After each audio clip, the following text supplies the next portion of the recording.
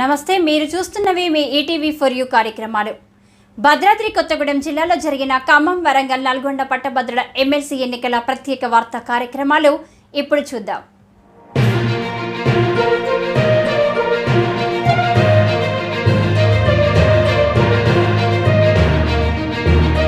ఎన్నికల బ్యాలెట్స్ సంబంధించినటువంటి శ్రీ రామచంద్ర కళాశాలను భద్రాద్రి కొత్తగూడెం జిల్లా కలెక్టర్ ప్రియాంక ఆలా సందర్శించి పరిశీలించారు.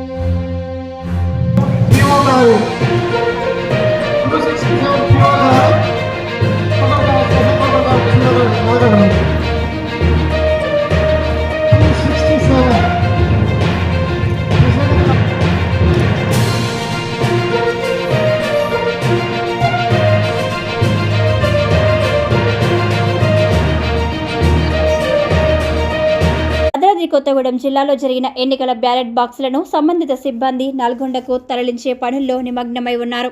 సోమవారం 4 గంటల వరకు వరంగల్, ఖమ్మం, నల్గొండ ఎమ్మెల్సీ పట్టభద్రుల ఉప ఎన్నికల్లో భద్రాద్రి జిల్లాలో పోలైన ఓట్ల శాతం 71% నమోదు కాగా అందులో పురుషులు 16,206, స్త్రీలు 11,871, మొత్తం 28,077 మంది ఓటర్లు తమ ఓటు హక్కు వినియోగించుకున్నారని అధికారికంగా సమాచారం. ఎన్నికల బ్యాలెట్స్ సంబంధించినటువంటి శ్రీ రామచంద్ర కళాశాలను భద్రాద్రి కొత్తగూడెం జిల్లా కలెక్టర్ ప్రియాంక ఆలా సందర్శించి పరిశీలించారు.